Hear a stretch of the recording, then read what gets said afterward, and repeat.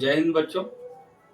आज मैं आप लोगों को साइंस केमिस्ट्री को फिर हम कंटिन्यू करते हैं। इसके पूर्व बच्चों हमने केमिस्ट्री में इलेक्ट्रॉनिक विन्यास आप लोगों को बताया था। अब हम लोग को जानना है कि इस इलेक्ट्रॉनिक विन्यास का यूज कर करके हम लोग क्या क्या चीज़ों को जान सकते हैं। इलेक्ट्रॉनिक विन्यास हमको कहाँ कहाँ एडवांटेज देगा, इसके बारे में थोड़ा सा हम लोग को जानना है। इसके पूर्व हम लोग इलेक्ट्रॉनिक विन्यास को समझ चुके थे। अगर जो बच्चे वीडियो नहीं देखे हैं वो एक बार पूरा वीडियो इलेक्ट्रॉनिक विन्यास, इलेक्ट्रॉनिक कॉन्फ़िगरेशन का आप वीडियो पूरी तरह से देख लेंगे, ताकि अब जो चीजें हम बता रहे हैं वो चीज आपको समझने में कोई तरह की असुविधा नहीं होगी। तो जो बच्चे नहीं देखे हैं उस वीडियो को आप पूरा देख लोगे कि कैसे इलेक्ट्रॉनिक विन्यास को लिखा गया है, इलेक्ट्रॉनिक कॉन्फ़िगरेशन होता क्या है। इस चीज को एक बार आप पूरा वीडियो देख लेंगे सारे बच्चे, और देख लेने के बाद तब फिर अभी जो हम चीजें आपको बताने जा रहे हैं ये चीजें आपको समझ में आएगी। तो देखिए बच्चों, मेरा टारगेट है बच्चों को कंपाउंड का मॉलिक्यूलर फार्मूला लिखने में बहुत परेशानी आती है। मॉलिक्यूलर फार्मूला को लिख नहीं पाते हैं और मॉलिक्यूलर फार्मूला को रटते हैं। रटने से आप कितना ज्यादा मॉलिक्यूलर फार्मूला को ध्यान में रख पाओगे, बहुत ज्यादा नहीं रख सकते हो, और रट के रखना थोड़ा मुश्किल होगा, और ज्यादा से ज्यादा कंपाउंड्स को आप दिमाग में नहीं रख पाओगे। तो उसके लिए क्या है बच्चों, हम किसी भी यौगिक का, किसी भी कंपाउंड का जो उसका मॉलिक्यूलर फार्मूला होगा, जो अणुसूत्र होगा, उस अणुसूत्र को हम कैसे लिखेंगे ये तरीका आपको हम बताएंगे, ये आइडिया बताएंगे, ये ट्रिक बताएंगे कि कैसे मॉलिक्यूलर फार्मूला लिखा जाता है। तो उसके पहले बच्चों आप लोग को आयन के बारे में जानना होगा। अगर आप आयन जान जाते हैं तभी आप मॉलिक्यूलर फार्मूला को इजीली वे में लिख पाएंगे। आयन जानने के बाद आपको संयुजकता, वैलेंसी जानना पड़ेगा। वैलेंसी जानने के बाद तभी आप मॉलिक्यूलर फार्मूला को तैयार कर पाओगे। तो उसके लिए बच्चों पहले हमको आयन के बारे में जानना है।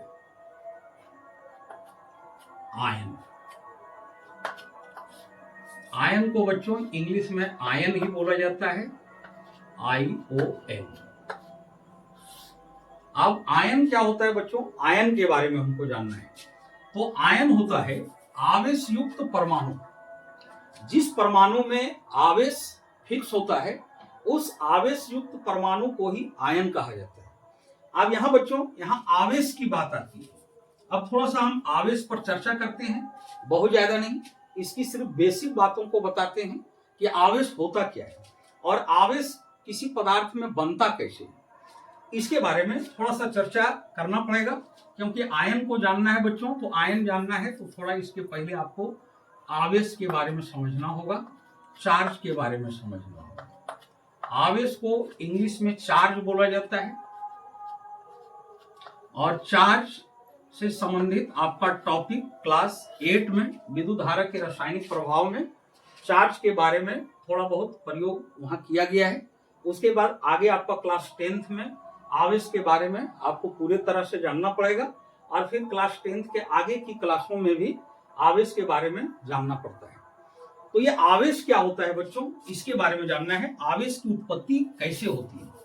तो आप लोग को पता होगा बच्चों कि कोई भी पदार्थ जो होता है, कोई भी मैटर जो होता है, कोई भी पदार्थ जिसको इंग्लिश में मैटर बोला जाता है, एक कोई भी पदार्थ अत्यंत सूक्ष्म कणों से बना होता है, और उस अत्यंत सूक्ष्म कण को, अत्यंत सूक्ष्म कण से बना होता है,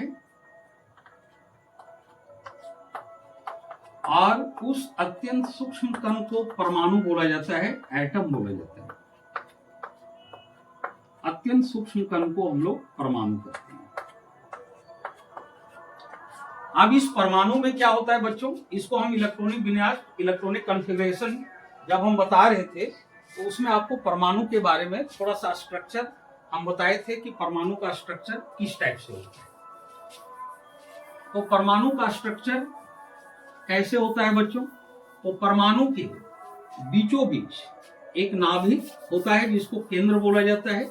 इंग्लिश में हम लोग उसको न्यूक्लियस बोलते हैं। तो परमाणु के बीचों बीच एक नाभिक होता है, न्यूक्लियस होता है, और इसमें दो कण होते हैं बच्चों, प्रोटॉन और न्यूट्रॉन। और इस न्यूक्लियस के चारों ओर इलेक्ट्रॉन कुछ निश्चित कक्षाओं में चक्कर काटते हैं, कुछ निश्चित कक्षाओं में इसके चारों ओर चक्कर लगाते हैं। इस तरह से बच्चों न्यूक्लियस के चारों ओर इलेक्ट्रॉन जो होते हैं ये कुछ निश्चित कक्षाओं में चक्कर काटते हैं। अब इलेक्ट्रॉन को हम पॉइंट से दर्शा देते हैं बच्चों। ये आपका इलेक्ट्रॉन हुआ और ये इलेक्ट्रॉन कुछ निश्चित कक्षाओं में नाभिक के चारों ओर चक्कर लगाते रहते हैं। अब इसमें होता क्या है बच्चों, प्रोटॉन जो आपका है, प्रोटॉन में पॉजिटिव चार्ज होता है। प्रोटॉन जो होता है ये पॉजिटिव चार्ज इसमें पाया जाता है बच्चों।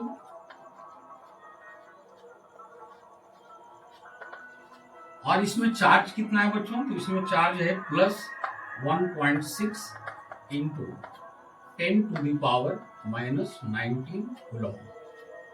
इतना चार्ज हुआ प्रोटॉन पर। अब इलेक्ट्रॉन में नेगेटिव चार्ज होता है बच्चों, और चार्ज के जो अमाउंट होते हैं ये दोनों में अमाउंट सेम होता है। अंतर ये होता है बच्चों कि ये आपका प्लस में होता है और ये आपका माइनस में होता है। अमाउंट मेरा वही रहता है 1.6 इंटू 10⁻⁻19 कूलम। आप देखिए बच्चों, जितना प्रोटॉन पर जितना चार्ज है उतना ही चार्ज इलेक्ट्रॉन पर है। दोनों का अमाउंट सेम है और ये आपका प्लस है और ये आपका माइनस है। तो कहने का मतलब ये हुआ बच्चों कि कोई भी परमाणु में जितने, अब चार्ज तो यहां आप देख लिए कि प्रोटॉन में +1.6 इंटू 10⁻⁻19 कूलम चार्ज हुआ और इलेक्ट्रॉन में भी चार्ज इतना ही होता है। अब सिर्फ अंतर होता है कि ये पॉजिटिव में होता है, ये नेगेटिव में होता है। अब एक बात है और बच्चों, कोई भी एटम में जितने प्रोटॉन होते हैं बच्चों, जितने प्रोटॉन होते हैं उतना ही उस पर इलेक्ट्रॉन भी होता है। जितने प्रोटॉन का नंबर होता है उतना ही इलेक्ट्रॉन का नंबर होता है। और ये प्रोटॉन और इलेक्ट्रॉन का जो नंबर होता है बच्चों, ये आपका एटॉमिक नंबर के भी इक्वल होते हैं। यानी कहने का मतलब ये है बच्चों कि किसी भी तत्व में, किसी भी एलिमेंट में परमाणु संख्या जो होती है ये प्रोटॉन की संख्या, प्रोटॉन की संख्या और इलेक्ट्रॉन की संख्या के इक्वल होती है। यानी जितना प्रोटॉन होगा कोई भी एटम में उतना ही इलेक्ट्रॉन होती है, इलेक्ट्रॉन की संख्या। इसी को हम सिंबल में लिखे हैं बच्चों, P = Z। तो Z आपके Z यूज किया जाता है परमाणु संख्या के लिए और प्रोटॉन यूज किया जाता है, प्रोटॉन के लिए P यूज करेंगे बच्चों और इलेक्ट्रॉन के लिए E यूज करेंगे। अब कहने का मतलब ये हुआ बच्चों कि कोई भी एटम में जितने प्रोटॉन होते हैं उतना ही इलेक्ट्रॉन होता है। यानी कहने का मतलब कि जितने प्लस होते हैं उतना ही माइनस होते हैं। अब ये दोनों का जो नंबर जो सेम होता है और दोनों का जो चार्ज का अमाउंट है ये दोनों सेम होता है। इस वजह से बच्चे परमाणु जो होते हैं ये वैद्युत दृष्टि से उदासीन होते हैं। परमाणु जो होते हैं ये वैद्युत दृष्टि से उदासीन होते हैं। तो इनिशियल स्टेज में कोई भी एटम जो होता है, कोई भी मैटर का जो एटम होता है वो एटम वैद्युत दृष्टि से उदासीन होते हैं। ये एटम जो होते हैं बच्चों ये वैद्युत दृष्टि से उदासीन होते हैं। दृष्टि से उदासीन दैट मीन्स ये न्यूट्रल होते हैं। यानी ये अपना ना तो पॉजिटिव चार्ज शो कर पाते हैं और ना ही नेगेटिव चार्ज। अब हमको ये जानना है बच्चों कि कोई भी एटम अपना चार्ज कब शो करेगा, कब अपना चार्ज को दिखाएगा। तो अब इस चीज को हम लोग देखते हैं बच्चों कि कोई भी एटम जो उसका इनिशियल स्टेज है, इनिशियल स्टेज में वो आपका वैद्युत दृष्टि से उदासीन होते हैं। मतलब वो ना प्लस ही शो कर पाते हैं और ना ही माइनस ही शो कर पाते हैं, ना वो पॉजिटिव दिखा पाते हैं और ना ही नेगेटिव। इसका वजह ये है बच्चों कि जितने प्रोटॉन होते हैं उतना ही इलेक्ट्रॉन होते हैं और दोनों में चार्ज भी मेरा सेम चार्ज होता है। अंतर ये होता है बच्चों कि प्रोटॉन में पॉजिटिव चार्ज होता है और इलेक्ट्रॉन में मेरा नेगेटिव चार्ज होता है। तो इस वजह से कोई भी मैटर के जो एटम होते हैं बच्चों, ये वैद्युत दृष्टि से उदासीन होते हैं, यानी ये न्यूट्रल होते हैं। तो अब हमको जानना है बच्चों कि अब एटम चार्ज में कब आएगा, एटम चार्ज में कब आएगा बच्चों, इसके बारे में जानना है। तो देखिए एटम जो चार्ज में आता है बच्चों, ये 2-3 तरीके से एटम चार्ज में आता है। एक तरीका हो गया बच्चों, अगर दो एटम के बीच घर्षण, फ्रिक्शन, तो फ्रिक्शन होने के बाद एक एटम अपने बाह्यतम कक्षा के, अपने जो सबसे बाहरी कक्षा, सबसे बाहरी सेल जो होता है, सबसे बाहरी जो ऑर्बिट होता है, उस ऑर्बिट के कुछ इलेक्ट्रॉन को वो लॉस कर देते हैं, यानी कुछ इलेक्ट्रॉन को खो देते हैं। और जब एक पदार्थ कुछ इलेक्ट्रॉन खो देते हैं तो दूसरा पदार्थ उस इलेक्ट्रॉन को ग्रहण कर लेता है, उस इलेक्ट्रॉन को गेन कर लेता है। तो जो पदार्थ इलेक्ट्रॉन खो देते हैं उसमें माइनस जो होता है, ये माइनस आपका कम हो जाता है और प्लस जो होता है ये ज्यादा हो जाता है। मतलब इलेक्ट्रॉन कम हो जाता है, प्रोटॉन ज्यादा हो जाता है। तो प्रोटॉन ज्यादा हो जाने की वजह से जो लॉस करते हैं इलेक्ट्रॉन को, उसमें पॉजिटिव चार्ज आ जाता है, और जो इलेक्ट्रॉन को गेन करते हैं बच्चों, तो उसमें इलेक्ट्रॉन की संख्या बढ़ जाती है। और इलेक्ट्रॉन में नेगेटिव चार्ज होता है तो उसकी संख्या बढ़ जाने से वो आपका नेगेटिव चार्ज में आ जाता है। तो एक तरीका हो गया कि दो मैटर हैं और दो मैटर के बीच अगर हम घर्षण करते हैं, फ्रिक्शन करते हैं, तो फ्रिक्शन करने के बाद एक एटम अपना कुछ इलेक्ट्रॉन को लॉस कर देता है और दूसरा जो एटम होता है उस इलेक्ट्रॉन को गेन कर लेता है। और जब ऐसा होता है बच्चों तो दोनों में एक चार्ज पैदा होता है। तो इसको हम एक दो एग्जांपल से थोड़ा समझा लेते हैं बच्चों, फिर इसके बाद हम आयन की ओर आएंगे। तो इसमें देखिए बच्चों किस टाइप से होता है।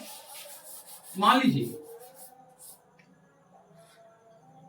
एक कांच की एक छड़ है, एक ग्लास है, ग्लास का एक रॉड है। इस कांच की छड़ को हम रेशम के कपड़े से इसको रगड़ेंगे, यानी घर्षण करेंगे। तो मान लीजिए ये रेशम का कपड़ा है, इस रेशम के कपड़े से एक कांच की छड़ हुआ बच्चों, कांच की छड़, और ये रेशम का कपड़ा,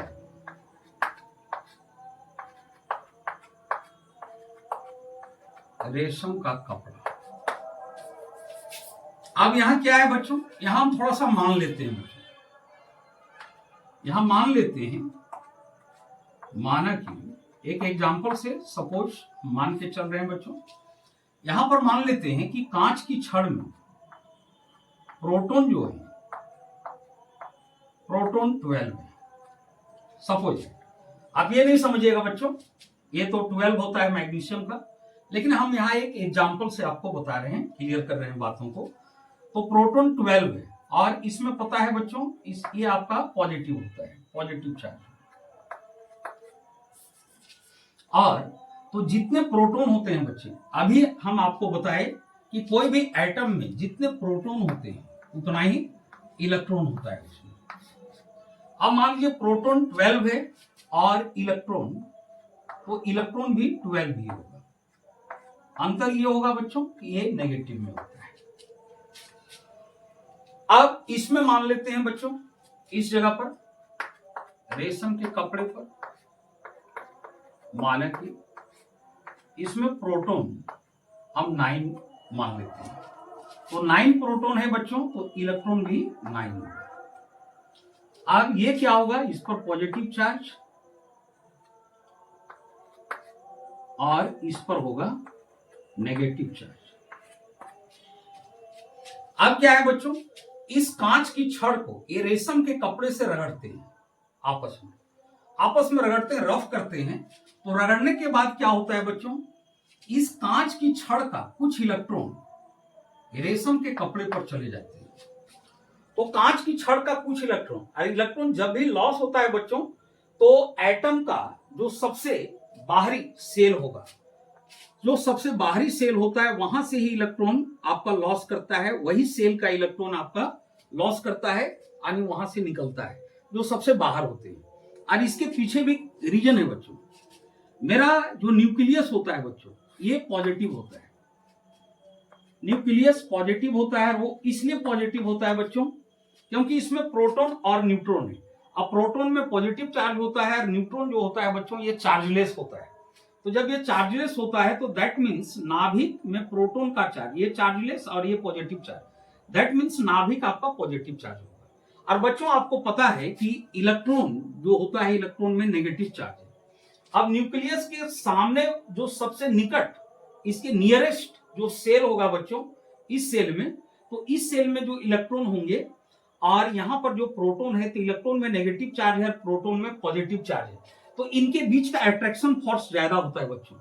तो ज्यादा होता है इसलिए आंतरिक कक्षा से इलेक्ट्रॉन निकल नहीं पाते हैं बच्चों, क्योंकि यहाँ इलेक्ट्रॉन और प्रोटॉन के बीच एक अट्रैक्शन होता है, ये अट्रैक्शन स्ट्रांग होता है बच्चों। फिर अट्रैक्शन धीरे धीरे कम होता है, जैसे जैसे न्यूक्लियस से दूरी बढ़ती है सेल का, उस तरह से अट्रैक्शन कम होते जाता है बच्चों। यहाँ का अट्रैक्शन सबसे ज्यादा होगा, यहाँ का अट्रैक्शन उससे कम होगा, उससे कम, उससे कम, और सबसे कम अट्रैक्शन यहाँ का होता है। तो जब भी ये दोनों के बीच रफ किया जाता है बच्चों, तो जो बाह्यतम कक्षा में इलेक्ट्रॉन होते हैं वही इलेक्ट्रॉन जंप करके दूसरे मैटर पर जाते हैं, क्योंकि यहां से नाभिक की दूरी बढ़ जाती है, इसलिए अट्रैक्शन फोर्स कम हो जाता है। और अट्रैक्शन फोर्स कम हो जाने के कारण इसको अगर थोड़ा बहुत भी एनर्जी मिल जाएगा, तो एनर्जी मिल जाने की वजह से ये जंप कर जाते हैं, और जंप कर जाने के बाद दूसरे मैटर पर चले जाते हैं। तो यहाँ यही बात होता है। तो इसके बाह्यतम कक्षा में जो इलेक्ट्रॉन होंगे बच्चों, उस बाह्यतम कक्षा से कुछ इलेक्ट्रॉन जंप करके इस पर चले आएंगे। अब जंप करके इस पर आएंगे तो उस इलेक्ट्रॉन को कुछ एनर्जी चाहिए, तो एनर्जी कहां से मिलेगा बच्चों? तो ये दोनों को आपस में अगर हम रगड़ते हैं, आपस में रफ करते हैं, तो रफ करने की वजह से कुछ एनर्जी पैदा हो जाता है। और एनर्जी पैदा हो जाता है बच्चों, आप जानते हो कि रफ करेंगे थोड़ा सा हीट होगा, एनर्जी पैदा होगा, और उस एनर्जी को लेके इसके जो बाह्यतम कक्षा में इलेक्ट्रॉन होंगे, सबसे बाह्यतम सेल में या ऑर्बिट में जो इलेक्ट्रॉन होंगे, वो इलेक्ट्रॉन यहां से जंप करके इस पर आ जाएंगे। अब मान लेते हैं बच्चों, सपोज दैट यहां से 2 इलेक्ट्रॉन जंप करके उस पर चला गया, यहां से 2 इलेक्ट्रॉन जंप किया है बच्चों, सपोज दैट अगर 2 इलेक्ट्रॉन जंप किया, तो आप बताओ बच्चों, अगर 2 इलेक्ट्रॉन जंप कर गया यहां से, तो 2 इलेक्ट्रॉन निकलने पर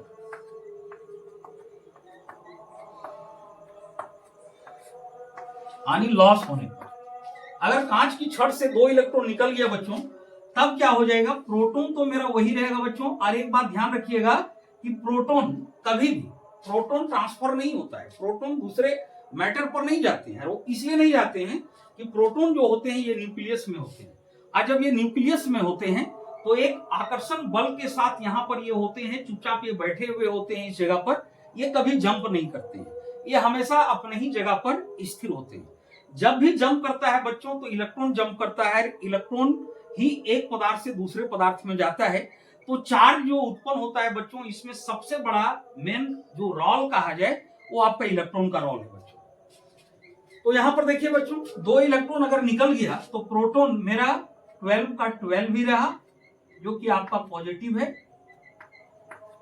और जब इससे इलेक्ट्रॉन निकल गया बच्चों, तो अब इसमें 2 इलेक्ट्रॉन माइनस हो जाएगा, और जब 2 इलेक्ट्रॉन माइनस हो जाएगा तो इसमें 10 इलेक्ट्रॉन बचेंगे जो कि नेगेटिव में होंगे।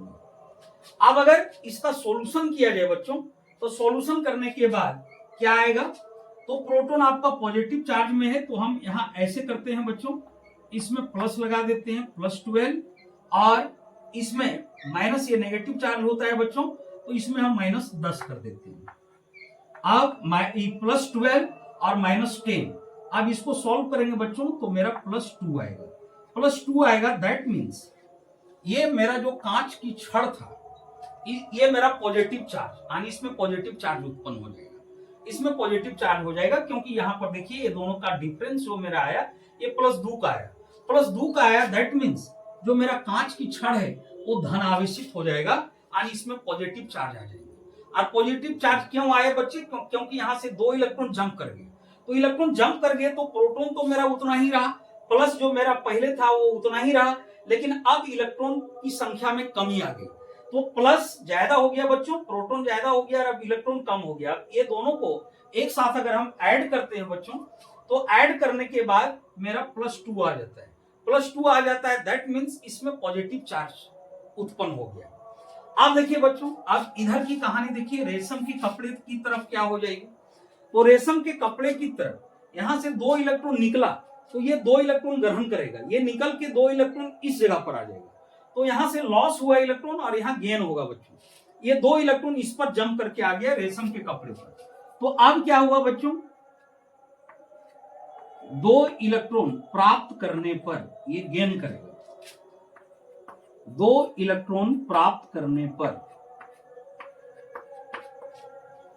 अब जब ये 2 इलेक्ट्रॉन प्राप्त करेगा बच्चों, तो प्रोटॉन मेरा ज्यों का त्यों रहेगा। प्रोटॉन मेरा 9 होगा जो आपका पॉजिटिव है, और इलेक्ट्रॉन अब मेरा 2 प्राप्त कर लिया बच्चों। तो पहले इलेक्ट्रॉन मेरा 9 था, अब इलेक्ट्रॉन 2 ऐड हो जाएगा, क्योंकि 2 इलेक्ट्रॉन और इसमें एक्स्ट्रा आ गया। तो 2 इलेक्ट्रॉन ऐड होगा बच्चों, तो अब 11 इलेक्ट्रॉन हो जाएगा और ये आपका नेगेटिव में होगा। अब इसको ऐड कीजिए बच्चों, ऐड करने के बाद देखिए कि क्या आता है। तो प्रोटॉन मेरा 9 है जो कि पॉजिटिव होगा, और माइनस इलेक्ट्रॉन मेरा 11 है, तो ये माइनस में होगा बच्चों। अब इसको सॉल्व करेंगे तो -2 होगा बच्चों। अब यहां पर देखिए बच्चों, यहां माइनस आ गया, माइनस आ गया, दैट मीन्स रेशम का कपड़ा जो है वो आपका उसमें नेगेटिव चार्ज आ गया, उसमें नेगेटिव चार्ज उत्पन्न हो गया बच्चों। देख लीजिए आपका वो माइनस में आ गया। तो यहां पर किस तरह से बातें हुई, तो ये दोनों को हम रफ किए बच्चों, आपस में रगड़े। तो रगड़ने के बाद इसके बाह्यतम कक्षा से 2 इलेक्ट्रॉन जंप कर गया, और वो जंप किया तो उसके लिए एक एनर्जी की आवश्यकता थी, तो हम आपस में रगड़े तो उससे एक एनर्जी पैदा हुआ, और उसी एनर्जी को लेके यहां से 2 इलेक्ट्रॉन जंप करके इस पर आ गया। जब 2 इलेक्ट्रॉन इस पर जंप करके आ गया, तो प्रोटॉन और इलेक्ट्रॉन पहले सेम था बच्चों। जब रफ किया, 2 इलेक्ट्रॉन इस पर जंप किया, तो अब प्रोटॉन ज्यादा हो गया और इलेक्ट्रॉन कम हो गया, यानी प्लस ज्यादा हो गया माइनस कम हो गया। अगर प्लस ज्यादा हो गया और माइनस कम हो गया और ऐड करेंगे बच्चों, तो पॉजिटिव में आएगा, यानी इसमें पॉजिटिव चार्ज होगा। अब इसी के अपोजिट इसमें क्या हुआ बच्चों, यहां से 2 इलेक्ट्रॉन जंप करके इस पर आ गया। जब 2 इलेक्ट्रॉन इस पर आ गया बच्चों, तो प्रोटॉन तो मेरा जो था वो वही रहा, लेकिन अब इलेक्ट्रॉन बढ़ गया, और इलेक्ट्रॉन बच्चों नेगेटिव होता है, यानी माइनस ज्यादा हो गया प्लस कम हो गया। अब दोनों को ऐड करेंगे तो निश्चित तौर पर ये नेगेटिव आएगा, यानी इसमें नेगेटिव चार्ज उत्पन्न होगा। तो यही बात है बच्चों कि अगर कांच की छड़ को हम रेशम के कपड़े से रगड़ते हैं, तो इसका कुछ इलेक्ट्रॉन जंप करके इसमें आ जाता है, और जब इसमें आ जाता है तो ये पॉजिटिव चार्ज हो जाता है, ये नेगेटिव चार्ज हो जाता है, यानी इसमें पॉजिटिव चार्ज धन आवेश उत्पन्न हो जाता है, और इसमें नेगेटिव चार्ज यानी ऋण आवेश उत्पन्न हो जाता है। तो शॉर्ट में हम कैसे याद रखेंगे बच्चों, तो हम इस तरह से याद रखेंगे कि अगर 2 पदार्थों को आपस में अगर रगड़े, तो जिस पदार्थ से इलेक्ट्रॉन जंप करेगा, यानी जिस पदार्थ का इलेक्ट्रॉन लॉस करेगा, वो आपका धनावेशित होगा, यानी पॉजिटिव चार्ज होगा, और जिस पदार्थ पर इलेक्ट्रॉन चला जाएगा वो पदार्थ उसमें नेगेटिव चार्ज हो जाएगा, यानी वो ऋणावेशित हो जाएगा। तो कहने का मतलब जो इलेक्ट्रॉन लॉस करता है वो धनावेशित, और जो इलेक्ट्रॉन गेन करता है बच्चों, जो लॉस किया वो धनावेशित, जो गेन कर लिया वो ऋणावेशित हो जाएगा। तो अब मैं उम्मीद करता हूं बच्चों कि यहां तक आपको ये चीजें आवेश चार्ज के बारे में बिल्कुल समझ में आ गई होगी। इसी तरह और भी कुछ मैटर्स है बच्चों, जिसको आपस में रगड़ा जाता है, तो इलेक्ट्रॉन जंप करते हैं, ट्रांसफर करते हैं और दूसरे पदार्थ पर चले जाते हैं। एक हुआ कांच की छड़ और एक रेशम का कपड़ा। दूसरा होता है बच्चों एबोनाइट की छड़ और ऊनी, ऊल जो होता है बच्चों, ऊनी का वस्त्र। तो एबोनाइट की छड़ को ऊनी से अगर रगड़ा जाता है आपस में, तो वहां पर उल्टा होता है बच्चों। यहाँ कांच की छड़ से कुछ इलेक्ट्रॉन आपका रेशम के कपड़े पर गया, और वहां क्या हो जाएगा, ऊनी से कुछ इलेक्ट्रॉन एबोनाइट की छड़ पर आ जाएगा। तो ऊनी से कुछ इलेक्ट्रॉन एबोनाइट की छड़ पर आया, यानी ऊनी इलेक्ट्रॉन को लॉस किया, इसलिए ऊनी में पॉजिटिव चार्ज हो जाएगा बच्चों। और एबोनाइट की छड़ कुछ इलेक्ट्रॉन गेन कर लिया, तो एबोनाइट की छड़ आपका नेगेटिव चार्ज हो जाएगा, यानी वो ऋणावेशित हो जाएगा। इसी तरह और भी एग्जांपल्स है बच्चों। आप प्लास्टिक या कचकड़े की कंघी को सूखे बालों से रगड़िए बच्चों, तो ऐसा करने पर क्या होता है, बाल का कुछ इलेक्ट्रॉन आपका जंप करके कंघी पर चला जाता है। तो बाल से इलेक्ट्रॉन जंप किया, यानी बाल का इलेक्ट्रॉन लॉस हुआ, तो लॉस हुआ तो बाल धनावेशित हो जाएगा, ये पॉजिटिव चार्ज इसमें हो जाएंगे, और जो प्लास्टिक या कचकड़े की कंघी है उस पर जंप करके गया यानी वो इलेक्ट्रॉन को गेन किया, दैट मीन्स वो ऋणावेशित हो जाएगा। अब यही चीज हुआ बच्चों पॉजिटिव चार्ज और नेगेटिव चार्ज। अब इसको समझने के बाद अब बच्चों आप लोग आयन को समझ सकते हो कि आयन क्या होता है, इसको समझने के बाद। तो यहां तक उम्मीद करता हूं बच्चों आप लोग को समझ में आ गई होगी। और फिर आवेश के बारे में और भी विस्तार से अगर आप जानना चाहते हैं बच्चों, तो इसके लिए आवेश पर, चार्ज पर एक हम अलग वीडियो बनाएंगे बच्चों, और अलग वीडियो बनाएंगे उसमें चार्ज पर हम पूरी विस्तार से चर्चा करेंगे, तब आपको चार्ज और अच्छी तरह से समझ में आ जाएगा। अब आयन क्या होता है बच्चों, तो आयन का संबंध मेरा आवेश से है बच्चों। आयन का संबंध आवेश से होता है।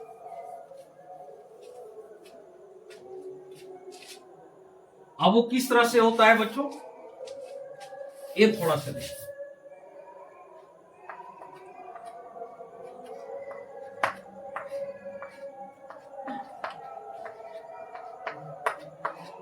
वो आयन किसको कहा जाता है बच्चों, तो आवेश युक्त परमाणु को, आवेश युक्त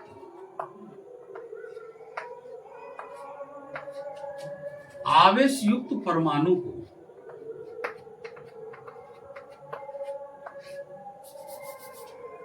आवेश युक्त परमाणु को आयन कहा जाता है। आवेश युक्त परमाणु को आयन कहते हैं। अब आवेश कैसे उत्पन्न हुआ इस बात को आप जान गए बच्चों। तो एक आवेश जो होता है बच्चों, ये धनावेश होता है जिसको हम लोग पॉजिटिव चार्ज बोलते हैं। तो पहला आवेश ये हुआ, और दूसरा जो आवेश होता है बच्चों वो ऋणावेश होता है, जिसको इंग्लिश में बच्चों नेगेटिव चार्ज बोला जाता है। तो आवेश युक्त परमाणु को आयन बोला जाता है बच्चों।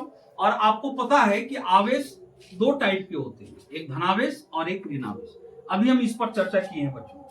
यानी जो पॉजिटिव चार्ज होता है बच्चों वही आपका धन आयन कहलाता है। यानी अगर किसी में पॉजिटिव चार्ज पैदा हुआ तो उसमें कौन सा आयन होगा बच्चों, उसमें धन आयन होगा। अगर पॉजिटिव चार्ज है तो उसमें आपका धन आयन होगा। साथ में मिला के लिखेंगे बच्चों तो धन आयन, अलग लिखेंगे धन आयन। और इसको इंग्लिश में बच्चों धन आयन को कैट आयन बोला जाता है। धन आयन को कैट आयन बोलेंगे। और जिसमें ऋणावेश, जिसमें नेगेटिव चार्ज पैदा होता है बच्चों, और जिसमें नेगेटिव चार्ज पैदा हुआ उसी में आपका ऋण आयन भी आ जाता है, यानी वो ऋण आयन में कन्वर्ट हो जाता है। तो ऋण आयन जिसको हम लोग इंग्लिश में बच्चों एन आयन बोलते हैं, एन आयन, इसको एन आयन बोला जाता है। तो आवेश युक्त परमाणु को आयन कहते हैं। तो धन आवेश युक्त परमाणु को धन आयन बोलेंगे, और ऋण आवेश युक्त परमाणु को ऋण आयन बोलेंगे। तो आप इस तरह से डिफरेंशिएशन कर सकते हैं बच्चों। आवेश युक्त परमाणु को आयन कहते हैं।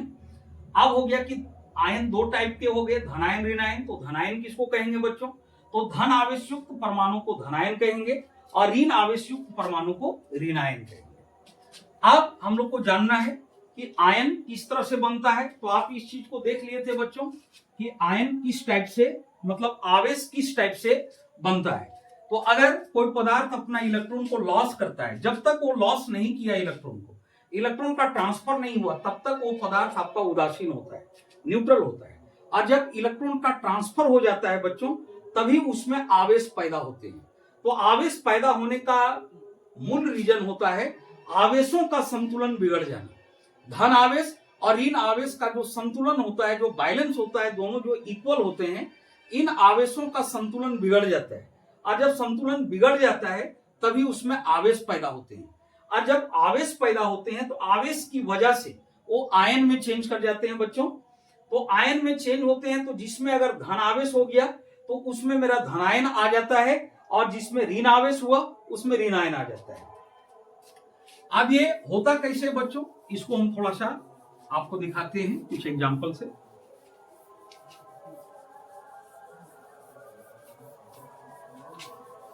अब देखिए बच्चों, एक परमाणु है मेरा, एक एलिमेंट है, उसका परमाणु सोडियम Na। तो सोडियम, आपको पता है बच्चों कि सोडियम का जो एटॉमिक नंबर होता है वो 11 होता है, और जितना एटॉमिक नंबर ऑफ इलेक्ट्रॉन भी उतना ही होता है बच्चों। जब इसका हम इलेक्ट्रॉनिक कॉन्फ़िगरेशन करेंगे तो इलेक्ट्रॉनिक कॉन्फ़िगरेशन में क्या होगा, 2 8 1 होगा बच्चों। अब इसके बाह्यतम कक्षा में ये जो मेरा पहला सेल हुआ ये K हुआ, दूसरा सेल मेरा L हुआ, और एक तीसरा सेल M हुआ। इसके बाह्यतम कक्षा में 1 इलेक्ट्रॉन है बच्चे। अब एक दूसरा हम लेते हैं क्लोरीन, जिसका एटॉमिक नंबर होता है बच्चों 17। अब इसका हम इलेक्ट्रॉनिक कॉन्फ़िगरेशन करेंगे तो 2 8 7। अब इसके K सेल यानी K ऑर्बिट में 2 हो गए, L ऑर्बिट में 8 इलेक्ट्रॉन और M ऑर्बिट में 7 हो गए। अब यहां पर हमको यह जानना है बच्चों कि कौन इलेक्ट्रॉन को लॉस करेगा और कौन इलेक्ट्रॉन को गेन करेगा। इसको जानने का तरीका क्या है, इस चीज को हम कैसे जान पाएंगे कि कौन सा एलिमेंट का एटम जो होगा बच्चों ये इलेक्ट्रॉन लॉस करेगा और कौन से एलिमेंट का जो एटम होंगे बच्चों वो इलेक्ट्रॉन को गेन करेंगे। अब इसको जानने के लिए बच्चों, ये चीज जानने के लिए कि कौन लॉस करेगा इलेक्ट्रॉन को और कौन गेन करेगा, इसको जानने के लिए आपको बच्चों अक्रिय गैस, इनर्ट गैस के बारे में जानना पड़ेगा। तो अब हम लोग इसको जानने के पूर्व अब हम लोग इनर्ट गैस के बारे में जानेंगे बच्चों, और फिर इनर्ट गैस जानने के बाद आपको यह पता चल जाएगा कि कौन सा एलिमेंट के जो एटम होंगे वो इलेक्ट्रॉन लॉस करेंगे और कौन से एलिमेंट का जो एटम होंगे वो इलेक्ट्रॉन को गेन करेंगे। तो अब इसको हम नेक्स्ट वीडियो में आपको इनर्ट गैस के बारे में बताएंगे, और फिर उसको जानने के बाद आप ये जान जाओगे बच्चों, ये जान पाओगे कि कौन सा एलिमेंट इलेक्ट्रॉन को लॉस करेगा और कौन सा एलिमेंट इलेक्ट्रॉन को गेन करेगा। तो इस वीडियो में फिलहाल यहीं तक बच्चों। तो यहां तक जितना आपको बताया गया बच्चों, इसको आप वीडियो को पूरा देखेंगे और देखने के बाद पूरा समझने का प्रयास करेंगे, तब आगे की चीजें जो अभी हम बताने जा रहे हैं, समझ गए कि आयन कैसे बनता है, आयन कैसे तैयार होता है, उस चीज को आप समझ पाएंगे। और जब आयन समझ पाएंगे बच्चे, तभी आप वैलेंसी यानी संयोजकता को समझ पाएंगे, और जब संयोजकता समझ में आएगी तभी आप कंपाउंड के मॉलिक्यूलर फॉर्मूला लिख पाएंगे बच्चों। तो इस वीडियो में आज यहीं तक। जय हिंद।